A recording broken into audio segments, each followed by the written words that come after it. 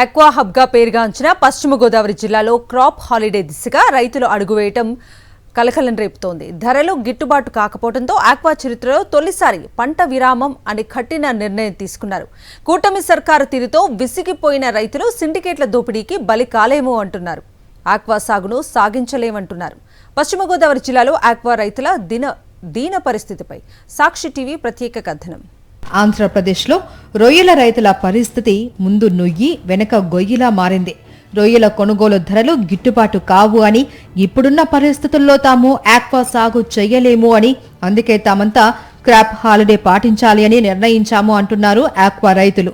America ప్రతీకార సుంకాల నుంచి బయటపడ్డాము అనుకునే లోపే మూలిగే నక్క మీద తాటికాయ పడింది అన్న చందంగా ఫీడ్ కంపెనీలు ఇష్టానుసారంగా రేట్లు పెంచి ఆక్వా రైతులను దండుకుంటూ ఉన్నాయి. పశ్చిమ గోదావరి జిల్లాలో 2,30,000 ఎకరాలలో దాదాపు 10,000 మంది రైతులు వనామీ రొయ్య సాగు చేస్తున్నారు. ఎకరాకు సుమారు 4.5 లక్షల నుంచి 5 లక్షల వరకు పెట్టుబడి అవుతుంది. నాసిరకం సీడ్ దిగుబడి తగ్గడం, మార్కెట్లో మేతలు మందుల ధరలు పెరగడం, ప్రభుత్వం నుంచి విద్యుత్ సబ్సిడీ అందకపోవడంతో కనీసం పెట్టుబడులు కూడా రాక అప్పుల పాలవుతున్నాము అని అంటున్నారు ఆక్వా రైతులు. మొన్నటి వరకు ఫీడ్ ధరలు టన్ను మేతపై 8,000 నుండి 10,000కు పెరగడంతో ఆందోళన చెందారు. ఇప్పుడు 100 కౌంటు రొయ్య ధర అమాంతం 50 రూపాయలు తగ్గించడంతో ఆక్వా రైతులు ఆందోళన చెందుతున్నారు. వైఎస్ జగన్ హయాంలో అన్ని విధాలా అండగా నిలిచారు అని, కూటమి సర్కారు పాలనలో ఆక్వా రంగం సంక్షోభంలో కూరుకుపోయిందని పశ్చిమ గోదావరి జిల్లాలోని భీమవరం, నర్సాపురం నియోజకవర్గాల ఆక్వా రైతులు ఆగ్రహం వ్యక్తం చేస్తున్నారు. గత 30 ఏళ్లలో ఏనాడు రోడ్ల మీదకి రాని రైతులు ఈ రోడ్ల మీదకి వచ్చారంటే దీనికి ప్రధాన కారణం ఈ గవర్నమెంట్ అవలంబిస్తున్న మెతక వైఖరే ప్రధాన కారణం. కొంతమంది వ్యక్తులు సిండికేట్గా ఏర్పడి ఈ రోజున ఈ ఆక్వా పరిశ్రమను కొకటివేలతో సహా పెకిలించే పరిస్థితిని ఏర్పాటు జరుగుతున్నది.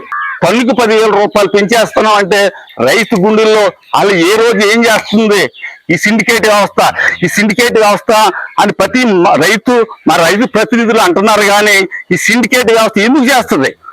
ఈ ప్రభుత్వం అండదండలు లేకపోతే ఏ కారణం చేస్తుందని చెప్పి నేను ప్రశ్నిస్తున్నాను. ఆక్వా, నాన్ ఆక్వా జోన్ తో సంబంధం లేకుండా జూన్ 10 లోపు యూనిట్ ₹1.5కే సబ్సిడీ విద్యుత్ హామీని అమలు చేయాలి అని తాడేపల్లిగూడెం నియోజకవర్గ వైఎస్ఆర్సీపీ సమన్వయకర్త, ఆక్వాకల్చర్ డెవలప్మెంట్ అథారిటీ మాజీ వైస్ చైర్మన్ వడ్డీ రఘురాం డిమాండ్ చేశారు.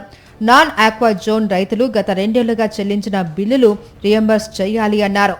ప్రభుత్వం పట్టించుకోకపోతే ఆక్వా రైతులతో కలిసి రాష్ట్ర వ్యాప్తంగా కలెక్టరేట్లను ముట్టడిస్తాము అని హెచ్చరించారు. మీరు తక్షణమే ఏదైతే యూనిట్ ధర ₹1.5 సబ్సిడీ ఇస్తున్నారో తక్షణమే అమలు పరిచే కార్యక్రమం మీరు చేయాలి. లేని పక్షంలో వైఎస్ జగన్మోహన్ రెడ్డి గారి సూచనలు సలహాలు తీసుకుని వైఎస్ఆర్ కాంగ్రెస్ పార్టీ తరఫున, ఈ రాష్ట్రంలో ఉన్నటువంటి ఆక్వా రైతుల తరఫున, ఈ రాష్ట్రంలో ఉన్నటువంటి రైతాంగం తరఫున ఉద్యమం చేయటానికి ఇవాళ ఎక్కడొకక్కడ ఈ రాష్ట్రంలో ఏదో ఒక ప్రదేశానికి వైఎస్ జగన్మోహన్ రెడ్డి గారు మళ్ళీ అడుగులు వేయటానికి రంగం సిద్ధమవుతుందని కూడా మీకు తెలియజేస్తా ఉన్నాం. కూటమి ప్రభుత్వం వచ్చాక ఆక్వా రంగం తీవ్రమైన సంక్షోభంలో చిక్కుకుంది. వైఎస్ జగన్ సీఎంగా ఉండగా ఆక్వా కల్చర్ డెవలప్మెంట్ అథారిటీని ఏర్పాటు చేసి సీడ్ యాక్ట్, ఫీడ్ యాక్ట్ అంటూ అన్ని విభాగాలను ఒకే గొడుగు కిందకు తీసుకొచ్చి ఆక్వా రైతులకు మేలు చేశారు. సీడ్, ఫీడ్ ధరలు పెంచాలి అన్నా, వాటి నాణ్యత పరిశీలించాలన్నా ఒక కమిటీ ఉండేది. కూటమి ప్రభుత్వం వచ్చాక ఆక్వా కల్చర్ డెవలప్మెంట్ అథారిటీని పూర్తిగా నిర్వీర్యం చేసి పెత్తనాన్ని చంద్రబాబు తన బినామీలకు కట్టబెట్టారు. కరెంటు ప్రతి రైతుకి కూడా ₹1.5 ఇస్తా అని చెప్పారు. ఎక్కడ ఇవ్వకుండా ఈ రోజు రైతుల్ని మబ్బులో పెట్టి ఫ్యాక్టరీలతో నెగోషియేషన్ చేసుకుంటా ఉన్నారు, బేరాలు ఆడుకుంటా ఉన్నారు, వేల కోట్ల రూపాయలు ముడుపులు అందుకుంటా ఉన్నారు తప్ప రైతులను ఎక్కడా చూస్తలేదు. రైతులు ఏ నిర్ణయం తీసుకున్నా కూడా దానికి ప్రభుత్వం బాధ్యత వహించాలి. భవిష్యత్తు రోజుల్లో మీరు మూల్యం చెల్లించుకోవడం తప్పదని హెచ్చరిస్తాం. ధరల స్థిరీకరణ అనేది పేరుతోటి మాటలైతే చెప్తున్నారు తప్ప ఆచరణలు అమలు చేసే పరిస్థితి కనబడట్లేదు.